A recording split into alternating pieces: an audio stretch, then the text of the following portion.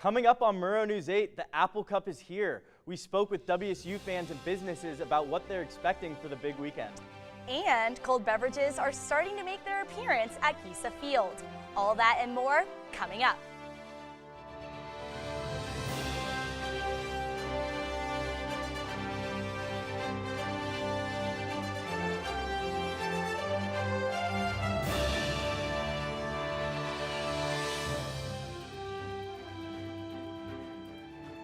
Hello and welcome back to Murrow News 8. I'm Alex Dorfler. And I'm Rachel Turcotte.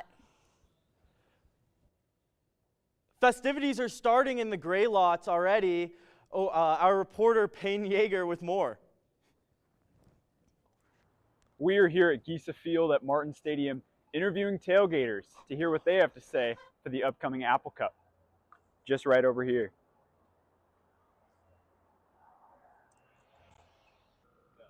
What does the Apple Cup mean to you? Honestly, it's kind of everything. Being a Coug, we're always the underdogs, and the Huskies always seem to be favored. But it just kind of shows that you can be the little guy and be the underdog, and you still have a chance to win. I mean, last year we just crushed them, and so it's kind of just there's more to it than just a football game. It means everything. It's everything. It's the one game a year. It's bragging rights. Yeah. We can't lose. Hopefully we don't lose. I think as a Washingtonian, it's important, right, to have a rivalry between schools. So to me personally, I'm a Coug. My kids, I got a kid that goes here at Washington State, but for me, it's important that it's a great rivalry. And unfortunately, that may or may not last, right? But it's the rivalry of Washington, and I have a lot of friends that went to UW and kids that go to UW, and it's a fun to have in-state rivalries. The Huskies are rolling into Pullman today for the first Apple Cup we've had at home since 2022. And that has fans and businesses excited for a busy weekend.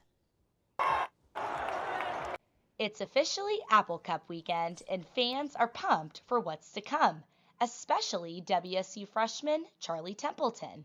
Be good to have UW back in town.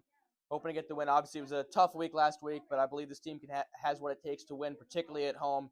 And for now, no matter what happens, Apple Cup's still here for the rest of the week. WSU students are not the only ones preparing for this big weekend, as many local businesses here in Pullman are expecting an increase in revenue this weekend. Many Pullman natives and alumni coming for the Apple Cup are familiar with the infamous Tin Tans located on Greek Row. I spoke with the manager of Tin Tans to see what he is expecting for this weekend. I'm just expecting us to be very, very packed the whole night, to the point where you have to order 15 to 20 boxes of fries, but make sure we have enough for people. But in addition to Tin Tans and downtown Pullman anticipating an increase in revenue this weekend, the most popular hotel in Pullman is all sold out. I think it'd be more people, because I know it used to be in late November, which maybe didn't bring a lot of people. But hosting this rivalry in Pullman means more Cougs filling the stands and the streets of Pullman. Reporting in Pullman, I'm Rachel Turcotte for Murrow News 8. And as always, go Cougs! Tawny Shumlaz, the owner and manager of Rico's Public House, feels the importance of WSU home games. The Apple Cup is particularly an important game with UW coming to town. This is because local businesses are going to see many people staying in hotels and buying food and drinks. Shumlaz is a sixth-generation resident of Pullman. She's also a Wazoo grad, so she's seen the impact of the game firsthand. Due to complaints from the residents on College Hill, there will be no full post-game fireworks show at the Cougar football game. Although there will be no post-game show, doesn't mean that Wazoo Athletics is continuing to fire off fireworks during the show, and fireworks will be fired off during pregame when the Cougar players take the field and when the Cougars score. Speaking of this weekend's game, there is a new addition starting this week. Our reporter Blaine Akers has the details. Did it not say WSU has decided to put alcohol in the Martin Stadium for their football games, starting with this weekend's Apple Cup. Employees at the stadium are hard at work in making sure the supply is locked up but accessible for the big game.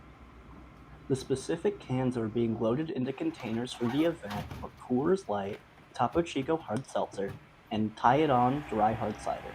WSU Senior Associate Director of Athletics and Strategic Communications, Bill Stevens, gave a guesstimate for what the prices are going to look like within the stadium. It's going to be the same as they were on Cougville pre-game. The addition of alcohol to the stadium does come with some regulations and some changes. One of the most impactful changes is that Cougville will close at kickoff this year. And on top of that, if you leave the stadium, there is no re-entry. They're in until they want to leave. And once they leave, they're not able to come back in because we don't know where they may go, what they may consume. So from the 50-yard line to the east, it will be sold, but not to the west, which is the student seating. So there will be no alcohol in the student section. The biggest hoops that the program had to jump through were with the Washington State Liquor and Cannabis Control Board. They'd have concerns, we'd fix those concerns. And so we finally got approval last week, and so we're ready to move forward. Beyond the beer, which you'll have to pay with card for, by the way, there will be another alcohol option available. Some fans are going to be out with these old plastic cups. And they're going to be in with new, well, still plastic cups. This is because some clear plastic cups will be used for wine. Clearly, that is not a clear cup. The point still stands, though. Some important things to know are that alcohol will not be served after the end of the third quarter. There's a service limit that is 2 alcoholic beverages per person per transaction. And obviously you need to be at least 21. Reporting from Pullman, I'm Blaine Akers with Murrow News 8. WisDOT officials are urging motorcyclists to not detour around Colfax on Airport Road to avoid the delays due to a truck that hit the bridge last week. The agency is asking drivers to refrain from using the road from the fairgrounds because it leads through residential neighborhoods. Emergency repairs will cause traffic delays at the highway junction in Colfax on Friday as motorcyclists make their way to Pullman for Saturday's Apple Cup football game. The damaged bridge is set to be replaced around 2030. That's when WisDOT will replace the current highway junction with a roundabout. The work delays will start at 7 a.m. on Friday mornings and run until 4 p.m. Friday afternoon. Coming up, more information on the infamous man that is widely known around College Hill. And an update on the status of accused killer Travis Decker coming up. There was an old woman who lived in a shoe. She had so many children, she didn't know what to do.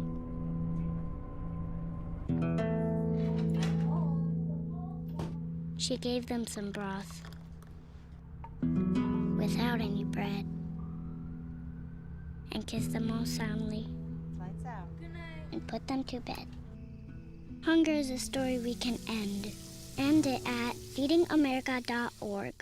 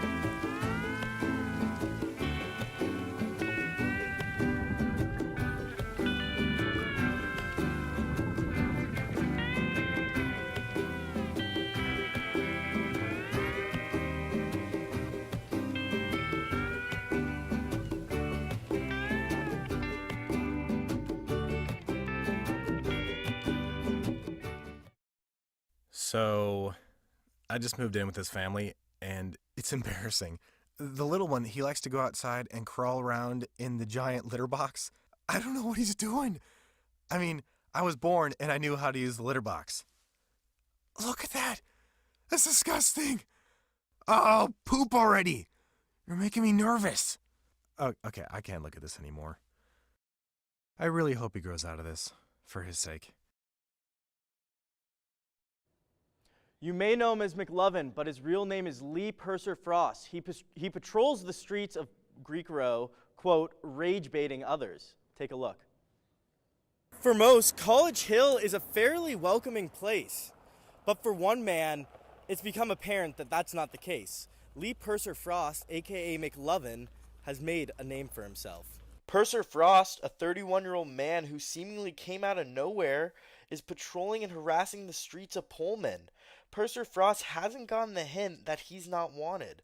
Purser Frost's problems of not being welcome are taking police away from other matters at an alarming rate. Since April 30th, we've had 68 cases with Mr. Purser Frost. Sometimes there's 2 or 3 in a day, so it seems to come in spurts. We found him to be disorderly and disruptive to other people, and sometimes confronting other people unnecessarily. The concern from the public is that Purser Frost is purposely trying to get under people's skin and rage bait people into physically confronting him. Just 2 weeks ago, Purser Frost got in a fight with a group of people on the Greek Row. Like the Sig Up situation with the U of I, that was definitely me rage baiting. When that fight started, that was me rage baiting. That was definitely that. So knowing that he does try to rage bait people to physically confront him, when he comes up to you like this, just ignore him and leave it to the police to deal with. I'm Alex Dorfler. This is Murrow News 8. In a press release yesterday, the Chelan County Sheriff's Office confirmed that human remains were found in a remote area in Leavenworth, believed to be the body of Travis Decker. The remains were located less than a mile from the original crime scene. While the body has not yet been identified, authorities say clothing and other personal items have found in the area suggests that the remains belong to Decker. Last night, an Army MH-60 Black Hawk helicopter crashed into the forest surrounding Joint Base Lewis McChord in Tacoma. The helicopter was on a routine training mission when it crashed Wednesday night. The crash sparked a small wildfire that had grown to a little over an acre Thursday morning. Army spokesperson Ruth Castro told the AP in an email that they are currently executing a search mission. The cause of the crash is still under investigation. ABC has taken Jimmy Kimmel off the air indefinitely after making comments about Charlie Kirk's death. Brandon Carr, the Federal Communication Commission chair, made the decision with the opinion that Kimmel was, quote, appearing to directly mislead the American public. Coming up, an update on the White Pine Fire, how much the damage cost has risen to. And what the weather's looking like for Apple Cup. Blaine's got all your weather for the weekend. Festivities coming up next.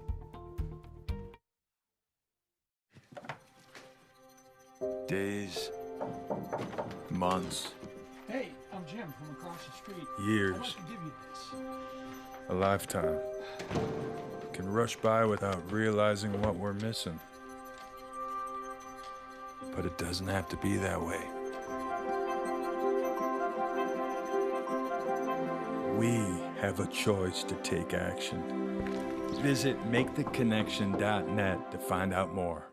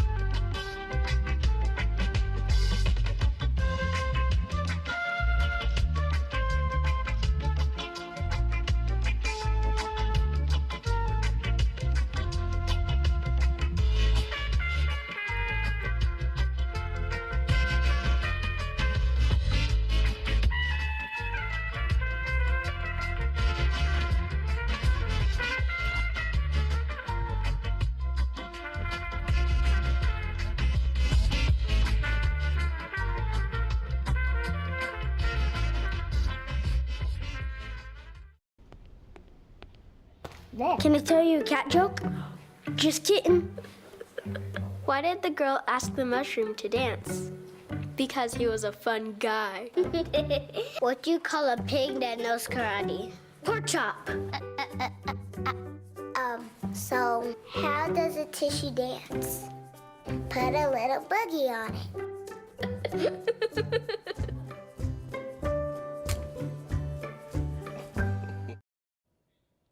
The WSU Pre-Med Advisory Program is hosting their second annual conference next Friday, the 26th. It will be held from 4:30 to 8 p.m. and there will be free Chipotle, LinkedIn headshots, practice suturing, and competitions for prizes.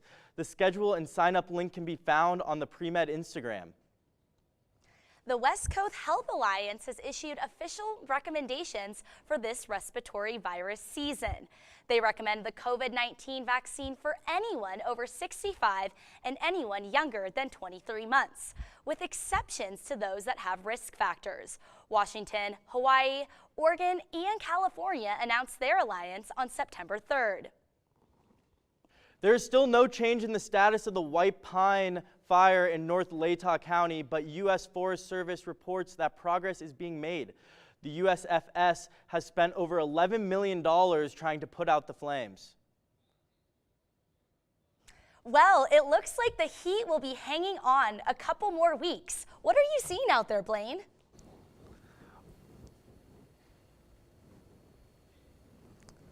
Oh, okay. Well, thanks, Rachel. So for weather, I mean, it's been pretty hot. It's going to continue to be pretty hot today and tomorrow. High of 85, low of 54. So I mean, there's not much wind, so you won't get much of a wind chill. Sunrise and sunset are pretty early for sunrise still, but pretty early for sunset too.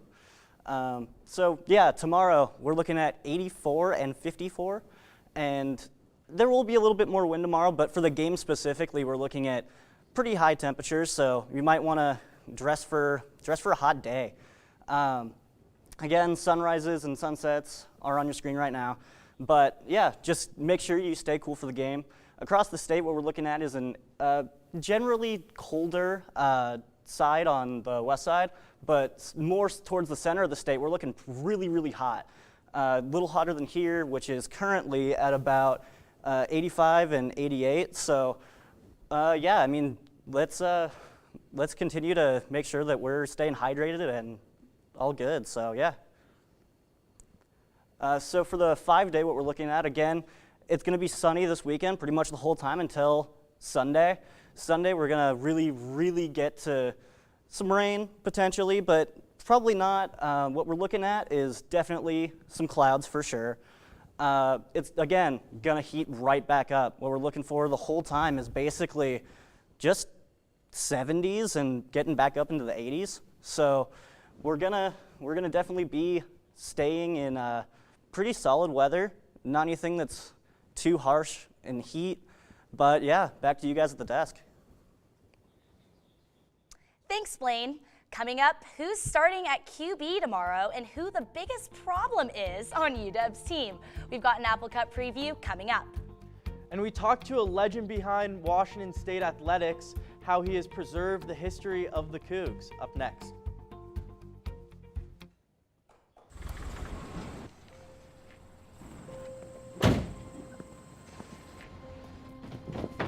Dad, they took over my bedroom. Come on, come on.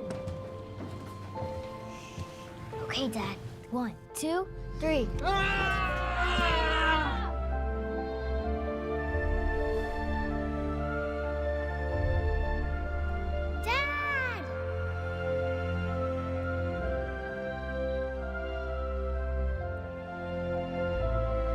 You saved me.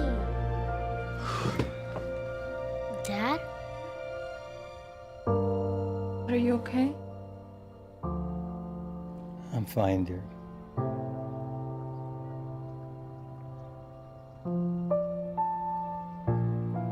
Your hero needs you now, and AARP is here to help. Find the care guides you need at aarp.org/caregiving. There. Can I tell you a cat joke? Just kidding. Why did the girl ask the mushroom to dance? Because he was a fun guy. What do you call a pig that knows karate? Pork chop. Why was the basketball court all wet? Why? Because the players kept dribbling all over it. Can I tell you another one? So how does a tissue dance? Put a little boogie on it. What's Beethoven's favorite fruit? Banana. What is a boxer's favorite drink? Fruit punch.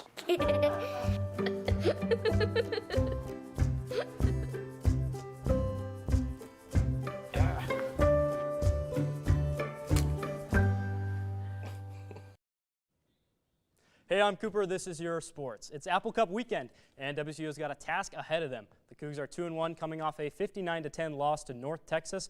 Meanwhile, UW is 2-0, coming fresh off a bye week. The Cougs have questions at quarterback after Jimmy Rogers said on Monday that at QB it'll be open, but then said this in his most recent presser. Is it a situation where you've made a decision and you kind of, or are you still trying to decide who it's going to be? Oh, the decision was made on Sunday, so, yeah. We'll know Saturday at the start of the game? You will. And the Cougar soccer team notched their first win at home this season with a sound 2-0 victory over the North Dakota State Bisons last night. Let's hop into the highlights. 0-0 game here in the 29th minute. Alina Watts is going to find space and make a cross attempt, which hits the Bison defender's arm, and that'll be a PK for the Cougs. And senior Maggie Mace steps up for the Cougs and boom, smashes that one right down the middle to give the Cougs a first half lead. Fast forward to the 83rd minute, and after a miss on an earlier opportunity, Abigail Siddall is going to get a beautiful pass and cut it right back and just floats it over the goalkeeper, putting the Cougs up 2-0. The Cougs outshot NDSU 24-7 on the night.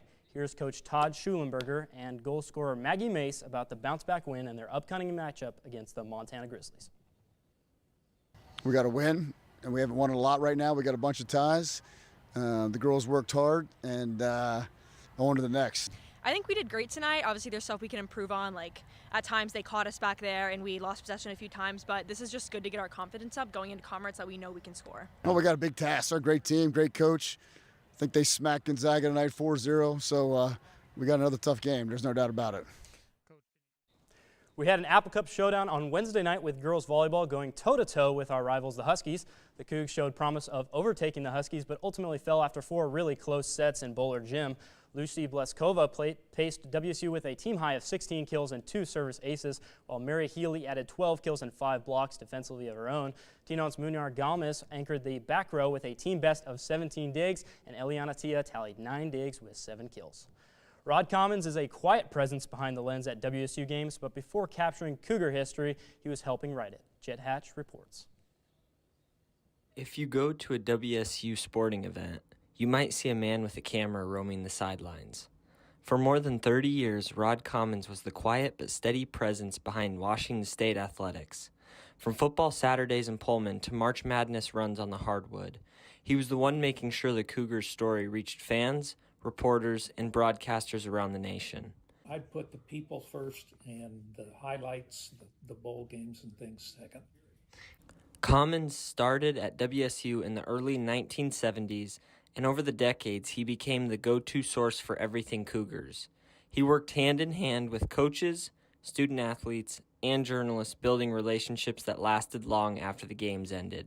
The success we've had with our teams in all sports and the athletes that benefited from that are very special. And I got to know some absolutely outstanding, just marvelous people. Commons' work wasn't flashy, but it was essential. He chronicled Cougar history, organized media coverage, and helped turn local moments into national headlines. In 2007, his dedication was recognized when he was inducted into the College Sports Information Directors of America Hall of Fame. Even after his retirement, Commons remained a fixture in the Cougar community, remembered not just for his professionalism, but for his kindness, humility, and loyalty. He treated everyone, from star athletes to student interns, with respect. Commons wasn't the one catching touchdowns or shooting three-pointers, but if it wasn't for him, we wouldn't know the stories of WSU athletics. Rod had his own stroke of genius in 2002 when the school unveiled a 25-foot banner of quarterback Jason Gesser on a grain elevator in Dusty, Washington, whose population is 10 people. Commons managed campaigns for 6 top 10 finishers in the Heisman Trophy balloting and was highlighted in a 2015 ESPN article written about the creativity that goes on behind the scenes of a Heisman campaign. Rod retired in 2007 from the SID position, but has stayed on part-time as the historian for WSU athletics. What is the most proud moment of your career? My family. No question. And the Mariners are headed to Houston today for the most important series of the season. The 3-game series will determine the tiebreaker for the division, with both teams currently splitting the season series 5-5. Both teams are also tied for the division lead in the AL West, with both having 84 and 69 records. The Mariners are looking for their first division title since 2001, 24 years ago. That game kicks off at 5:10 tonight. Back to you guys. Thanks, Cooper. Coming up, a familiar airport that now is ranked for having a bad reputation. We'll tell you which one after the break.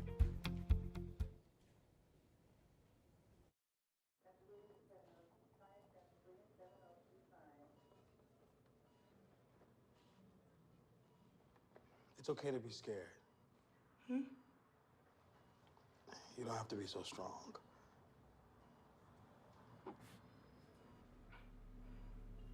Strength is not optional. This is my mother, my purpose.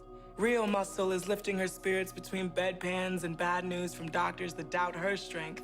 Strength is buried in bills, managing meds, and swallowing those moments of, Mom, it's me, your daughter.